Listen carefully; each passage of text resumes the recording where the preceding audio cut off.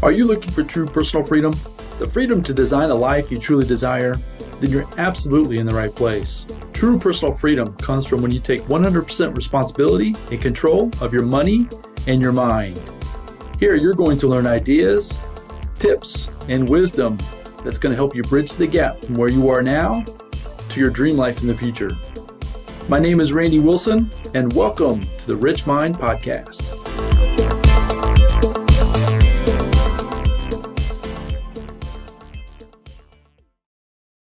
All right. Well, welcome everybody to the Rich Mind Podcast. And today I say it every time, but I have another fantastic guest. And the reason why I say this is because every single one of them are just near and dear to my heart. They've helped me in so many ways. And I just know that they're going to bring a ton of value to the conversation and to you and your life. So I'm super excited today to bring to you Kara Ayala. She is from Austin, Texas. She is a successful she's a successful wife. She has raised 3 awesome children, which I look forward to getting into a little bit further. I know that that story resonates with my wife's and I's as far as our 3 kids for sure. But she's also built businesses. She's a successful podcast host as well. And we'll get into all those details a little bit later on. But first off, just welcome Kara to the podcast. Super excited that you're here today. I am so excited to be here and so honored and really, really excited for you to put this podcast out to the world because you have so much to offer the world. So I'm excited about it. Well, you encouraged me about a month ago now to really step into this, and I've done it, right? Sometimes it becomes a little bit reluctant because your subconscious is pushing back, resistance starts popping up. But through your support and through your help, definitely taking the leap. So once again, I appreciate your support and looking forward to the conversation today. So first off, can you just give everybody a little bit of context, a little bit about Kara? A little bit about Kara. Sure. Okay. That's such a broad question, but I think if I was to tell somebody who I am, this is a word has came to me recently. I feel like I'm a love warrior. And that might sound kind of crazy, but I really see the best in people. And I think it's a gift that I have is just really seeing the best in people and then pulling that up to the surface and mirroring it back to them. And I'm a wife. You already kind of said the things that I am in my titles, but I think relationships is probably the most important thing for me, and not only my family relationships, but the relationships I have with other people. I like deep connections. I just love people. I love people for who they are. I'm an introvert, but I am also extroverted in certain circumstances and love to be around people. I just don't like surface conversations. So I'm excited about this conversation because I know it won't be surface. Yeah, there you go. And your story there about being an introvert, I'm 100% in that category as well. I know you've shared in the past how you just have to set aside time, right, for yourself to kind of unplug and to recharge your battery. And I'm 100% in that same category. So once again, that part of your story resonates with mine so deeply. So yeah, I appreciate you sharing that. Really looking forward to digging into the conversation here. So let's start off. I've got 3 questions to ask you, and we'll go as deep or as far as you'd like. Just feel free to let it ride and let it run, and we'll see where it goes. But the first question I have for you is, who has had the biggest influence on your life? I love this one. And you sent it over beforehand, and I'm like, man, it's really hard to pick one person who has had the most influence on my life. I think it's kind of tied between my mom and probably Mike, my husband. They both have had huge impacts, and still to this day, they're 2 people that I really look up to and respect for different reasons, right? So for my mom, she's just always been a very spiritual mentor for me, and my biggest cheerleader. She's the person who, whatever I say I'm going to do, she's so encouraging and wants me to chase all of my dreams and has just always had my back. And then Mike, he's really helped me. I think it just always expanded me in the fact of we can do anything is possible, and setting my mind to those things and really opened my mind to entrepreneurship, because I was pretty closed off to any kind of entrepreneurship when we were first together. And for the first couple of years of marriage, I didn't want to own my own business. I thought that if you owned your own business, you wouldn't have family. And time with your family, which was really important to me. As I even said when I opened up, like relationships are the most important to me. But what I didn't realize is that was actually a tool to feed into what we truly desired, and just helped me to understand there's a different perspective. And when it was time for us to actually do that business, it actually was me pushing for it in the end, because I realized, we had spent all of these years, and he was working and I was working, but he was working out of town, which, that was taking away from our family. And so I was like, well, let's just go for it and try it. And so it was really me pushing at that point to just try it and see what it is. But I feel like he's always expanding me in those sort of areas. You mentioned that back about 2 years into your marriage that you kind of maybe had a little bit of an epiphany of maybe you needed to change some things. Was it any one thing, or was it an outside influence, or just kind of an aha moment, or what was kind of that turning point for you back early in your marriage? I would say it was a couple of things. So our first, we got married really young, and our first child was born a year after we were married. And I think I was 20 years old. I was 20 years old when he was born, and he had a growth on his esophagus. So he had to be in surgery for when he was 2 months old, and we had to take off a whole month of work, which we barely made. I think we made each maybe combined $15 an hour, and realizing, we still had our jobs when we came back, but we weren't getting any money while we were there. So realizing, oh, wow, if we don't actually just go clock in, like there has to be another way. And we didn't know what that answer was at that point. Right. But I think going through that, we really realized that it wasn't really serving us. Right. And we didn't have the resources. And at that point, we weren't thinking, oh, we should open our own business. But I think that like led into, so I think, when we're going through our life and there's these little drops of wisdom, right, that happen, and we don't get the whole truth. So no matter what you're going through right now, you might be getting drops of wisdom, but you don't have the full picture yet. So we didn't have the full picture. But then fast forward a couple of years, and we had another kid, and then I was pregnant with our third, and Mike was working out of town continuously. Like he was gone for the whole 9 months that I was pregnant.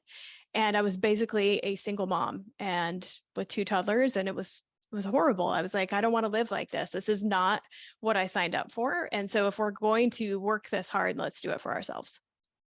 And so did you start seeking outside help from, did you know people to reach out to, or did you just kind of through information? I'm at 20 years ago ish, right? I would imagine, at least as far as for me, as far as information isn't as readily available today or back then as it is today. I mean, did you have some people to kind of latch onto to give some guidance, or did you just kind of figure it out as you went? Well, it's interesting because I don't think that, as far as our business, we just were so desperate and wanted that so much. We partnered with somebody who had maybe some more experience in the field of plumbing and HVAC. That was our first business.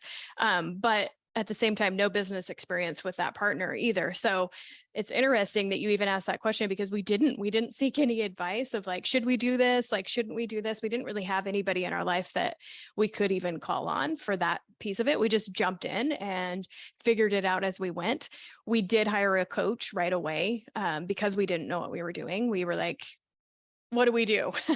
And we hired, a couple of different coaches just to help us with what it looked like as far as like the business side, and then also how do we grow this company. So I think that was an advantage that we had of, making sure that because we didn't know, we were just like, well, we'll pay whatever we need to learn what we need to learn. I also think, now that you're making me think back during that time. So I was doing the books, and I was just saying, I'm not a detailed person. So I'm probably not the best person to do the books, but that was it. Right. And so we had a CPA that really helped us and taught us and kind of held our hands through that process too. So we definitely did reach out. I think we hired lawyers and CPAs right away. And I think that's something we did well in the beginning, is making sure we had the right team and not cutting corners around, setting up our LLCs and things like that. We really sought advice in those areas.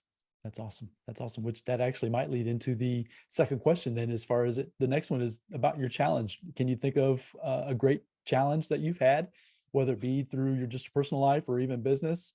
And then what did you learn from that challenge? And just as anything that you can think of that even drums up from your past. Can you think of anything like that? Oh my gosh, I have so many challenges. Um, Do you want a business one or a personal one? We can go with both if you're interested in wanting to go there. Yeah, anything that you think that would be valuable for the folks listening, right? So the idea of the podcast is to really help people bridge the gap from where they are to where they want to be, right? So it's those days back when you were in your 20s and you and Mike were just trying to figure it out. Same thing Yeah. with my wife and I, right?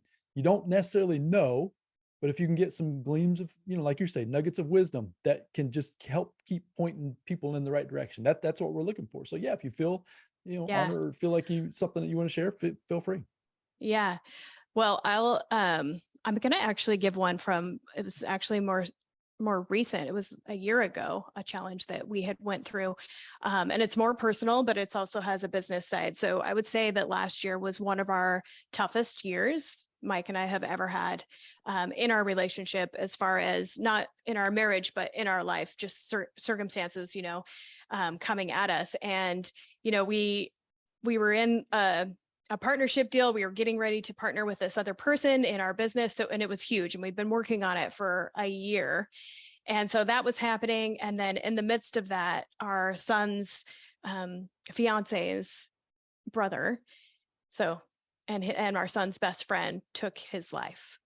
And he had just moved here. And so he took his life. And during that time, we were really woken up to like the fact that life is so short and people really, really matter. And I think, Mike and I have not ever had any losses that are close to us. So having to parent your kid through a loss like that was a really, really huge challenge, and not really having all the answers. But I learned so much through that of having so much compassion for people and understanding what they need during those seasons of death. And I think death is such a hard topic because we want to avoid it, right? We don't know how to show up. And I used to be that person. I didn't know how to show up for people. I didn't know the questions to ask, really just knowing now that people just need to know you're there.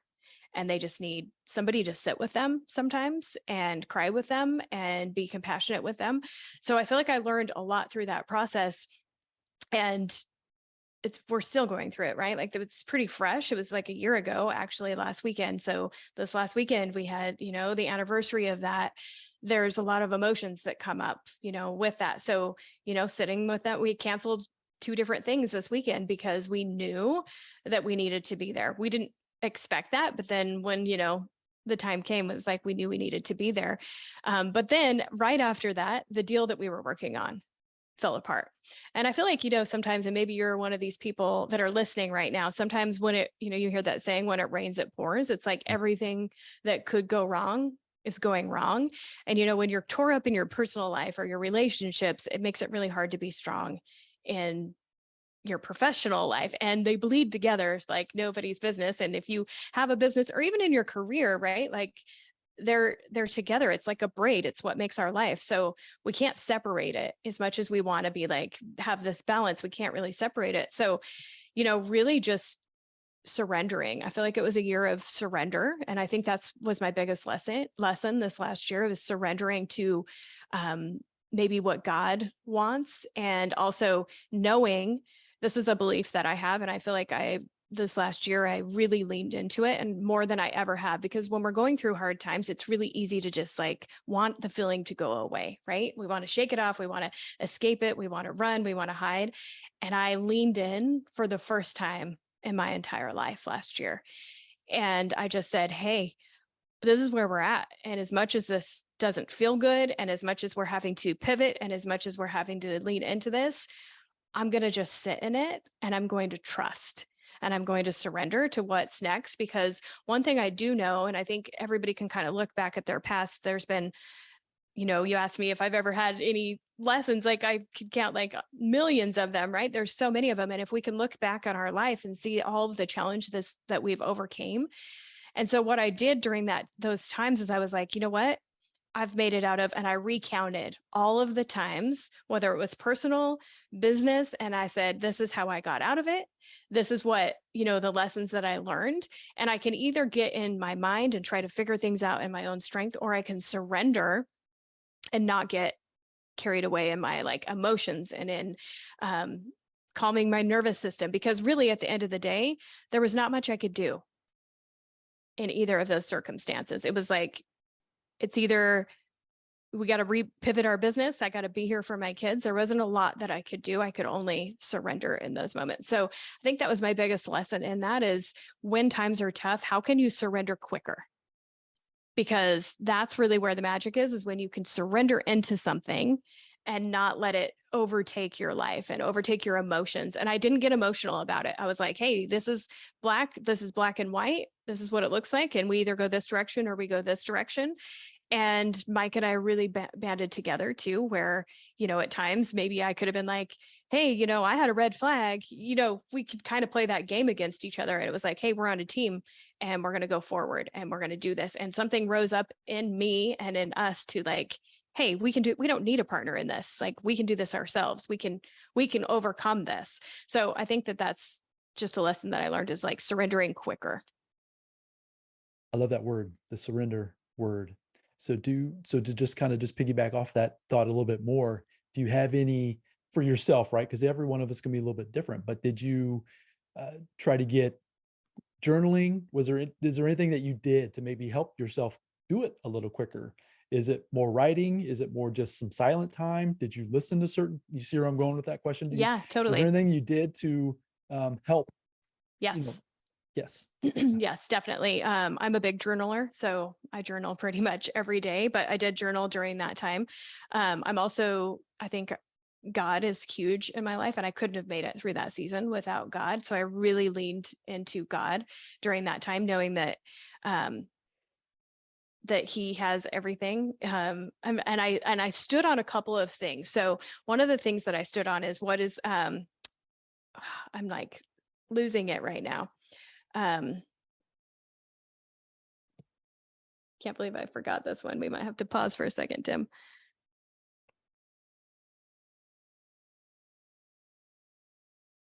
Oh, I stood on everything is working out for my good. That's something that I stood on, because no matter what was happening, I know that there's going to be good through it. So I really, really just reminded myself of that every day, of everything is working for my good. No matter if it looks really messy right now, no matter if it looks really dark right now, everything is working out for my good, because I know, and I serve a God who wants the best for me. And I think that that was a huge thing for me, is just relying on God. And then also being in clear communication with Mike.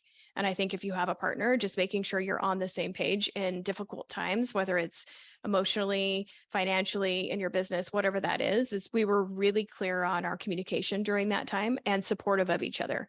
So instead of saying, pointing fingers and blaming, we could encourage each other. So I was encouraging him, like, you can do this, and he was encouraging me, right? So I think that that was a huge thing of what helped us through that, is having those habits of making sure we're staying in a positive mindset, because it's easy to get into a negative mindset during those times. And then also dealing with, and we'll probably get into this, but dealing with my nervous system, because mindset work is powerful, right? Like, we all know, like, you can read books and we can do mindset work, but where our body stores it, anything traumatic is stored in our body. So making sure that I was releasing that through breath, movement, sound in my body, so that I wasn't staying stuck in that situation. Yeah, that's fantastic. And you're right. We will get into that because that's a very big part of your story. And it's been something that has been, I've experienced personally too. So we'll definitely dive a little bit further into that. So I appreciate you sharing that. But yeah, the life happening for you versus against you. I've lost both of my parents at early ages. And so I've had to continuously just keep telling myself that everything happens for a reason. You might not understand why in the moment, and it might be painful, it might be hurtful, it might be all of those things that aren't necessarily positive, but you've got to try to figure out a way to find some kind of a positive and keep moving forward. And so, yeah, that story, I resonate with that 100%. So I appreciate you sharing that. Hopefully that will serve someone out there listening today. So going kind of piggybacking and going almost back to the first question, is back to your 20-year-old self. So I'm super passionate about the younger generation. I've got kids in their 20s. They're all out there trying to start figuring out what this world is all about. And so I really want to try to give back to those, and they don't have to necessarily be in their 20s, but just folks that are just, maybe they're becoming aware that life isn't exactly what they thought it was supposed to be, right? And so it's like, now what? It's like you get to that point and it's like, okay, now what? Well, so that's where I was curious if you could go back to your 20-year-old self and give her some wisdom, something that you've, gained from your years of experience since then. Can you think of any one thing that you wish you would have told yourself, or what that you could have told yourself back then when you were 20? Yes, I think I would tell her to dream bigger, Mm, to think bigger. Um, I didn't know what was possible, which I love this question because I think we can, when we go backwards or we can go, and then we can also go forwards with that question, because I can tell myself that now today because of what I've went through, right? What I saw my 20-year-old self and what I thought was possible when I was 20 was so minimal. And so I can also do that for myself today from a future version of myself, right? From maybe a 60-year-old version of myself of there's so much more possible than what you're thinking. You're limiting your thinking. And so I think I would tell her to dream bigger, to expand, and to allow herself to dream. Because sometimes I think we limit ourselves thinking, well, this is enough, or, just not knowing what's possible. So I think I would just encourage her to expand, to get around people who are dreaming bigger. That would be a big one for me, is find people who are dreaming really big and doing the things that you would want to do, and just be around them. Because we can take courses, we can take lessons, but the more we're just in proximity of people who are doing the things we want to do, and what's possible, like that just opens up doors and opens up opportunities like none other. percent. So that idea is just really recent to me, as crazy as that sounds, to getting around folks that are thinking, being, doing bigger. I've had the do-it-yourself itis for Mm, my entire life. Just trying to figure it out, struggle, you know what I mean? And realizing that getting in the rooms with folks that are, number one, caring, loving, supportive, but will also kick you in the butt when you need that too, right? And you need a little yeah. bit of both, Yeah. to show you what is possible. Yeah. You don't really even realize that it really can be. You can have both. You can have a fantastic family. You can have a fantastic life. You can have things, right? Whether they're big things, small things, it doesn't matter. It's whatever means to you, right? But you can have it all, have the experiences.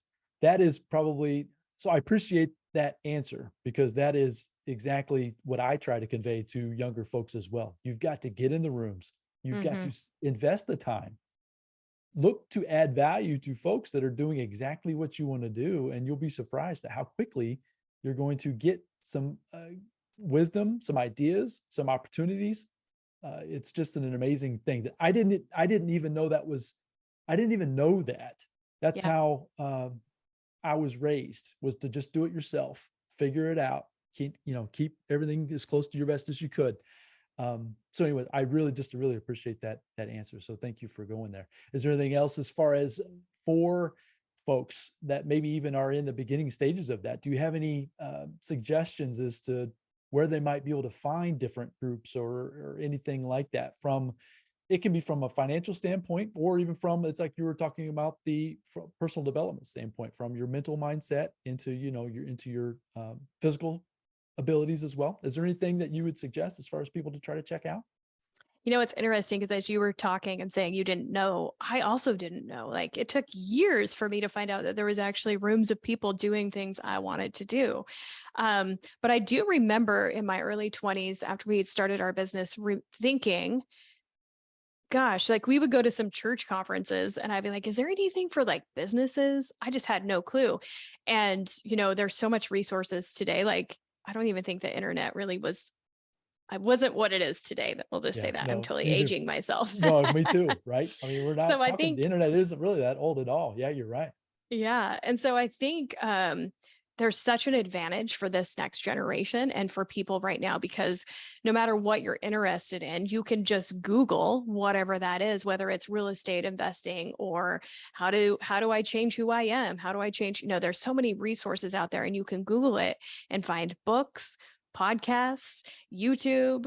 And usually when you find somebody who you're drawn to, and I would even say, this is going to be a little maybe woo woo for some people, but if you're considering something or you're really desiring a coach or somebody to teach you, I would say, Google the words that you're looking for and then put it out there like, hey, draw me to the right person. And you'll know when it's somebody you're supposed to be connected with because it feels different. You're just like so drawn into them. And the reason you're drawn to them is it's for a reason, right? Because they have something that you need to enter into your next season. So I think that would be my first suggestion is just like utilizing Google, utilizing the resources that we have and then start listening to podcasts, start reading some books. And if there's somebody you're like, oh, I really like what they're teaching, or I'm really drawn to this, then maybe there's something there. And most people offer some kind of programs, not everyone, but even if they don't, they have somebody. So you could reach out to them. And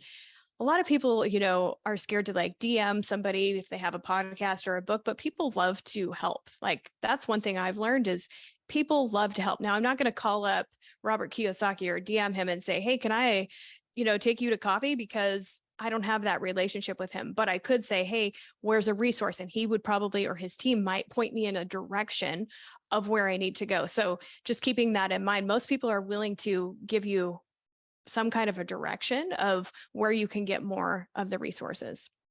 That has been my experience. Showing up with a giving energy rather than just showing up to take from Mm-hmm. folks has been the difference between having a relationship, having the conversations that lead to so many things relatively quickly.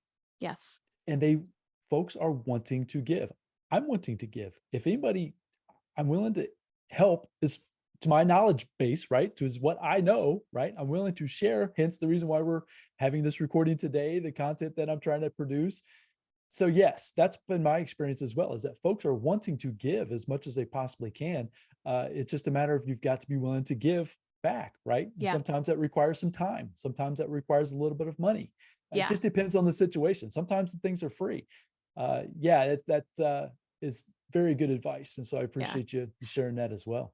I will say, you just made a couple of comments and I really want to hone in on the paid part of it because Mike and I have paid for a lot of even the relationships that we have. We've paid to be in rooms where we could have proximity with those people, and it's paid off 1,000 million times what that cost is. And I think so many people are scared to make an investment, but when you invest in something, it's like you're requiring something back from that. When we're getting just free stuff, there's not as much pressure of something, we're not expecting that to come back as quickly. When you put money on the line, we show up different. We show up different in that room. We show up different on that course. So I would encourage you to find things that maybe you're going to have to pay for. It doesn't have to be something ridiculously expensive. Maybe it is. Maybe our first coach was $100,000. We did not have $100,000. But we knew we needed the knowledge that they have. So I think we just have to look at it from a different point of view and perspective because we're taught that we need to go to school and get it so that we can get a job, right? So that we could someday retire. Well, when you go to school, you have to pay. And we don't think anything of that, but then yet we think differently when it's actually learning skills that can actually make you millions, right? So I think it's shifting our perspective around that as well. So the self-education piece, right? When you get out of school, quote unquote school, right? That's when life begins. And Mm-hmm. that's when the journey of investing in yourself, whether it be investing your time, finding those mentors, finding those coaches, investing in those programs and in those people, showing up, like you've said, it'll make you become a better person to show up in a room with folks that are living life at a larger level that you are. And Mm-hmm. doing that will bring you along there as well, which is Yeah. super exciting. So yeah, 100% believe that. So Russell Gray from the real estate guys, he always says that it's not the money that it'll cost you to be in the room. It's what it'll cost you by not being in the room is what you really need to factor in. And Mm-hmm. that question always rings in my mind when I'm actually thinking about investing or not investing in either a program. It's do those folks in that room, are they going to be able to bring value to me, or am I going to be able to bring value to them? Right. And it's a reciprocal thing. And if you can do that, then absolutely you need to be in the room. So you've made mention a few times there as far as the ideas. So the idea or the opportunity will show up and then you will feel differently, right? Whether you should or shouldn't continue on. So I would love to go a little bit further into the whole mind, body, emotional. We all have it, right? Mm-hmm. So anybody that is saying that they don't, that's not necessarily true, but it's being able to harness it, right? Become aware that it's there. So one thing that you do, I know for sure, is that you do what's called breath work. And there might be more of a technical term for that. And I would love for you to get a little bit deeper into that. But can you describe how folks can take these ideas, you get opportunities presented to you, it will make you feel a little bit different, right? But then it's like, how do you know whether to make the decision to leap, to stay? It's like you mentioned before about how you kind of bottle things up. And if you don't get those things out of you, you just don't know exactly where to even how to proceed further in your journey. So can you talk about breath work, that mind body connection, and how we can use Yes. that to move forward better in our lives? Yes, I love this conversation, obviously. um, so we're made up of spirit, body, and soul, right? And most of the time, we're spending a lot of our time in our mind, in our thoughts, and things like that. And the thing is our mind is run like a computer system. So it's like a laptop, right? It's running off signals that our body is giving. And we all, no matter who you are, we all have some kind of events in our life that have caused trauma to us. Now, it could be something very traumatic. There's no scale on it, though. So I want to be really, I really want to drive that point in it, is it doesn't matter if, like, somebody may have been raped when they were little. That's very, very traumatic. And you might have had your mom look at you weird and say no. And that might have caused the same amount of trauma. So you can't judge trauma based on what that experience is. So everybody has experienced trauma in some way, shape, or form. And so if you think about the little girl who, or the little boy who maybe the mom looked at him wrong, or they had something happen to them when they were younger, and most of these things are happening, they're happening all the time. But in our early stages, most people will die with the same mindset that they had when they were 7 years old. They will die with that. And the reason why is because it's programmed into us when we're from the ages of 0 to 7. Everything, our belief systems, everything that our parents teach us, schools teach us, whether you're in any kind of religion, that's all ingrained in you. And so same thing with trauma work, right? So anything that traumatic happened, what happens is our body creates a memory from that. So it creates a feeling. And so when something is similar to that, it sends up a signal. So what I was talking about earlier about how I went through that year and how I was, really tapping into my body and making sure I was taking care of that. What would happen is a past memory would pop up. So you asked me if I've had lessons, a million, right? So an old one of those stories would pop up and I would have those memories start coming up. And what happens is our mind wants to shut it down because we don't want to deal with it. So if somebody was molested, you'll hear they blacked out or raped or something really traumatic like that. They'll black out. Why do they black out? Because our body is so smart that it knows we need to black out because we can't handle what is happening, can't handle in the moment.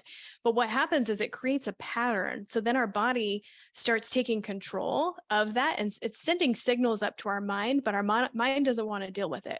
Our mind's like, hey, no, that's too much emotion.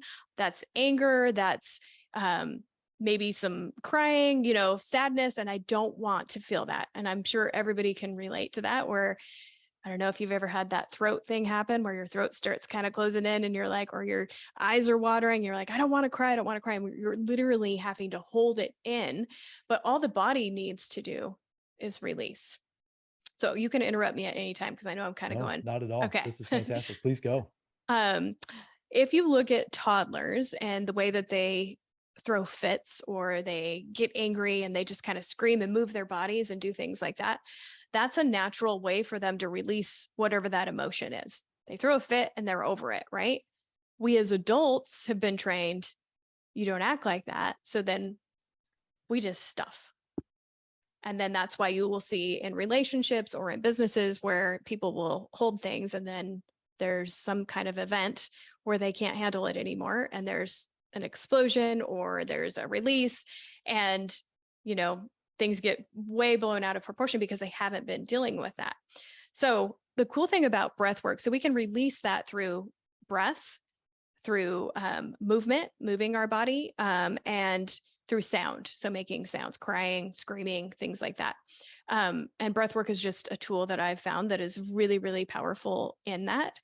If you go out into, I don't know, in the middle of Africa and there's a gazelle out there and he gets attacked, he will, and say he lives, there's actually videos online. You can go and Google this. He'll go back to his tribe, or he'll stay there and say the whoever's attacking him leaves. And he will shake. You'll see him shake because he's releasing that energy and that traumatic event so that it doesn't stay in the body. Does that make sense? Of course. Yes, it does. So we're the same. We're us as humans, we are the same, but we just have not been taught how to release this. So for instance, if you're feeling angry or you have maybe anger issues, you can go and take a pillow in your room and scream into it or punch it, right? But we're not taught tools like that. I was not taught tools like that. I didn't teach my kids tools like that because I didn't learn this until later on. But now today I would say, hey, I know I'm noticing you're feeling kind of angry. Here's a punching bag. Put a punching bag up in the garage for them to release what that is. So that's kind of like the whole connection between somatic, and which is just soma means body. So that's just the difference between the body and the mind. So we can work on the mind all day long, but if our body is still sending signals, that's why you'll see people who have like blocks or limiting things that they can't seem to break through because they're trying to power through with their mind. And the mind's just running off the computer system. The wisdom is held in the body, and we're so disconnected from what the body is. I'm going pretty deep here. Sorry. No, this is fantastic. So I can speak from experience. You helped me, and you may or may not even realize that you did. It was about a week ago. We were on a call. I had an experience. We were in the process of trying to acquire a business, and so I got challenged by the owner with just basic, what probably seems like basic questions. But this person challenged me, and you looked straight at the camera. We were on Zoom just like we are today, and you said, she challenged your manhood, basically. And I sat with that, and you were 100% correct, to the point where it was stirring up emotions in me that from trauma in the past, that had I not, because I've been working on myself really hard for about 2 years, really hard from the mental, all that. 2 years ago, you saying that to me, I probably would have gotten upset. Taking it even more personal. But that's exactly what had happened, was that I was so the drama in my past was being stirred up by these questions that were important or weren't important. That's up for debate. But had I not had that experience, right? So you had the mental, have the idea, but then it was stirring up feelings inside of my body to then, how do I release that, right? So it's a matter of both having the mental experience, having the awareness that it's taking place, but then having a release. That's kind of the secret, or that's what I'm hearing you talk about, is the release of those emotions and not trying to continue to keep them bottled in.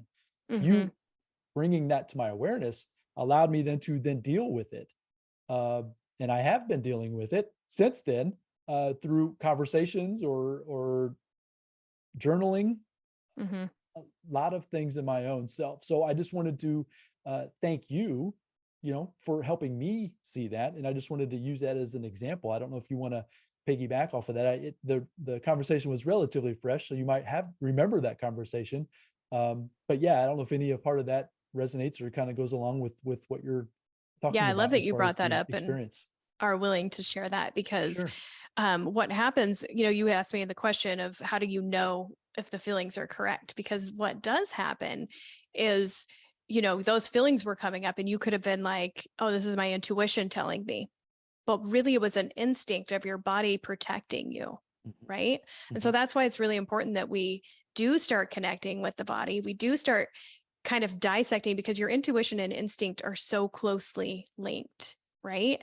And our instinct is meant to protect us, and it's there for a good reason. But sometimes because of past events, and things that have happened in our past, it creates an instinct that maybe doesn't need to be there for that moment. So becoming more in tune with what our body is telling us, the more we can clear out that, then our intuition is going to be more clear, and we're going to be more tuned into what God really wants, because we're removing all of the things that are blocking. It's like it's blocking and that's actually, so we have to release. This is what one of my mentors always talks about. We have to release those emotions, release those sounds, release those things, or else what happens in the body if you don't release?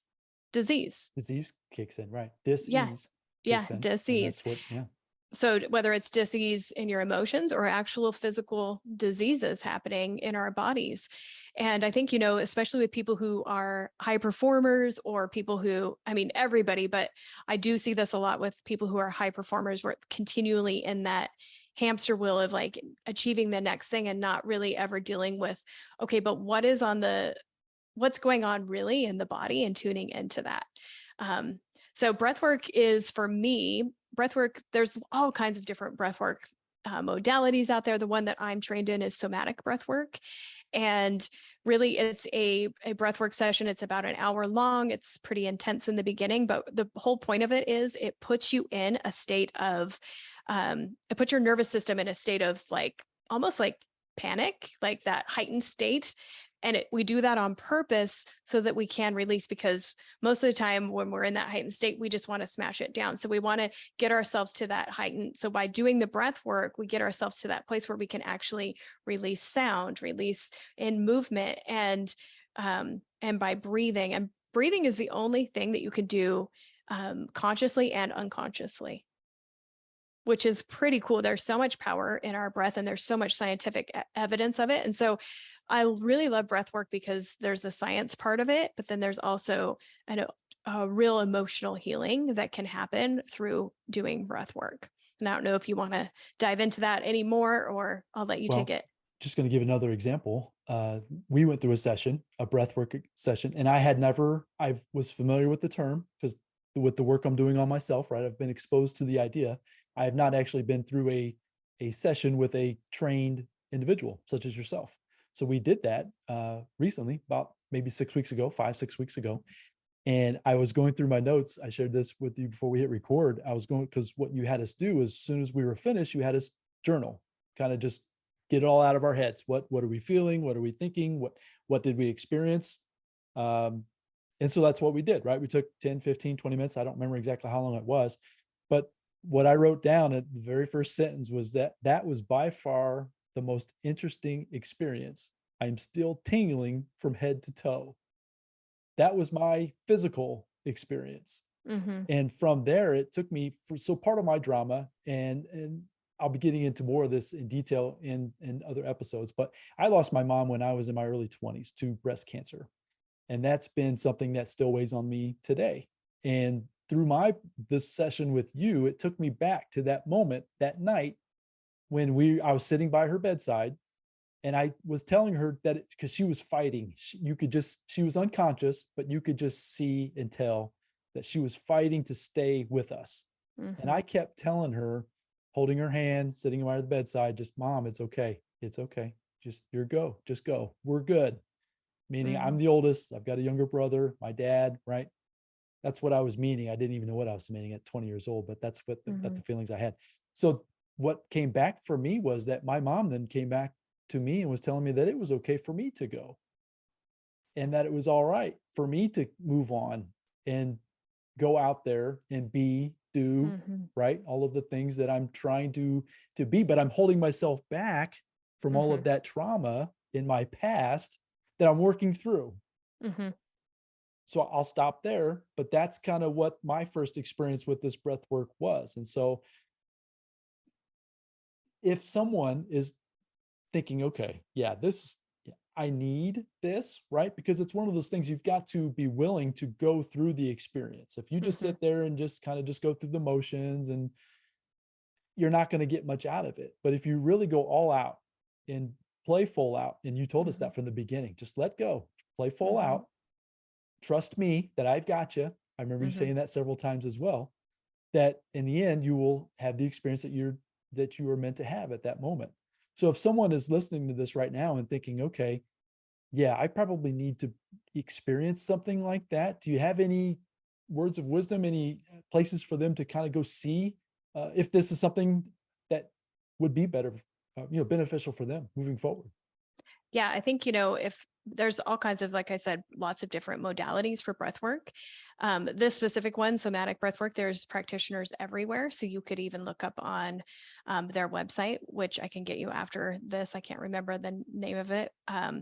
But you could look up practitioners in that. What I will say with breath work is it's different every experience, and you don't know what you're going to experience when you go into it. And the facilitator doesn't even know what you're going to experience, and they don't know what you're experiencing the entire time. They're literally there just to guide you through it. And I think that's what I really love about breath work is it's not, I could go to therapy and get, somebody could tell me things, or I could just go to the source and go to God and me. It's really you, your breath, and God, and you're in control of it. And that's what I love about it is it's not, nobody's telling you what to think. Nobody's telling you, like, I had no idea what you were experiencing through that. So I feel like it's a very safe place for people. And some people have really, visual things like maybe you did, where something like that is happening. And some people just feel peace, or some people just release, or some people laugh, right? So everybody's experience is completely different. But I can say that my very first breathwork session I had the most breakthroughs that I'd ever had in my entire life of working with coaches, working with therapists ever in a one single session. There, you can just accomplish so much more because we're dealing with the body, the source of it, not staying up in the mind. Of course. Yeah. So it's very impactful. So if folks are interested in learning more about this or any other types of, just dealing with the whole mind body experience and Mm-hmm. trying to figure out how to navigate through any traumas, as you mentioned, we all have them. It's just a Yep. matter of whether or not you're going to allow them and experience them, to release them. I love that word, Yes. release them, and to let them be. Well, Kara, this has been a fantastic conversation. We could go on and on and on and on. That's one thing I love about you is that every time we get a chance to talk, I just feel like we can continue on with any topic that we've got going on. One thing we didn't talk about is your couples, and that's another big experience. And I just want to give you just a couple of minutes that you talked about having your partnership with your husband has probably been one of the most impactful things that's really been in your life, whether it be for you personally or for your family and your businesses and that type of thing. Can you talk a little bit about that partnership and how that is such an impactful piece of navigating even through this Mm-hmm. challenges and dramas of life? Can you give everybody just a little bit of wisdom with that? Yeah, well, I think your partnership, the person you decide to marry and spend your life with, is the absolute most important decision you will ever make. And just making sure that you do marry the right person. And I think, there's maybe people who are listening to this and they're like, I know I married the right person, but we feel like we're kind of off track, and that can happen too. So I just want to, really focus on that piece of it, is making sure we're staying aligned. We had somebody come speak you guys were at the Next Level Couples event in November, and he quoted Esther Perel, and she says, you'll marry three people in your life. The question is, will it be with the same person? And I really love that because, you're not the same person that Stacy married, you Mhm. know, however many years ago, 20 years ago, 20 plus years ago. Right. And I'm not the same person that Mike married, and he's not the same person that I married, but we've grown together. And I think that that's something that, just making sure that you're staying on the same page through seasons and through different, we're both entering end seasons where our kids are leaving the house, right? So that's a totally different season. Things look differently. If you're opening a business, that looks different, right? Like there's different challenges for each season and different blessings too, because every season has the blessing and also the part that's maybe a little more challenging. And so making sure that you're staying on the same page, but then also being surrounded with other couples. One thing Mike and I really noticed once we did find the rooms to be in is there was lacking places where couples could actually stay aligned together and grow together, because we want to grow. Everybody wants to grow. But if you're growing in different directions, or one of you is growing and one of you is just kind of, maybe they're not going into the rooms because that room doesn't really satisfy what they're wanting to get into, right? how do you make sure you're growing together? And so that's really why we created the Next Level Couples Mastermind, is because we want to be surrounded with other couples who want to do life together, who want to stay connected, and who want to go on cool trips and have cool experiences, but also like challenge each other too. I think that's one thing that I've been really blessed with is if I say I'm going, or if I decide I'm going to do something, Mike doesn't let me he requires the best of me. And I think that that's a really great thing in a relationship. It's easy to just let people off the hook, but if you really love somebody, you're going to call them up to their best version of themselves. You're not going to let them slip to a lower version of themselves of the past or what that looks like, right? So I think that that's the really awesome thing about the Next Level Couple is we've created a culture where we do call each other up and we do challenge each other, but we also love each other and have a lot of fun too. I can vouch for all of that. Yeah, the short time that we've been involved has been a fantastic experience. And so, yeah, I would encourage anybody that is listening that is looking to level up their relationship, level up their group of folks that they're running with. This would be a great place to take a look at. So if there's anything that folks are obviously taking away from this and they want to figure out and learn more about Karen and the Next Level Couples and a little bit more about breath work, where's the best place that people can reach you and find more about you and the things that you offer? Yeah, probably for me, I hang out a lot on Instagram. So Kara_Ayala. You can just DM me there. If you're interested in any of these topics, you can DM me. I love DMs. I love when people come and chat with me in there. But if you're interested in the Next Level Couples, you can go to nextlevelcouple.com. And there'll be information there of how to get involved with that. But otherwise, yeah, just reach out to me and I would love to chat with you. Sounds great. Well, Karen, I really appreciate your time. It's been a fantastic conversation. As I mentioned, we could go on and on and on, but unfortunately we need to wrap it up this time. Hopefully we'll have a chance to do it again. So folks, I hope you found a lot of value in this episode. Kara brings it every time that I have a chance to talk to her. So hopefully, like I said, you found some value. Reach out to her, take her up on her offer, DM her, get connected, learn from folks that are a little bit further down the road maybe than you are, and take those experiences, put them into action, and you never know where you're going to end up. So once again, Kara, thanks for being on the show, and we'll look forward to connecting again real soon. Thank you. It's been an honor.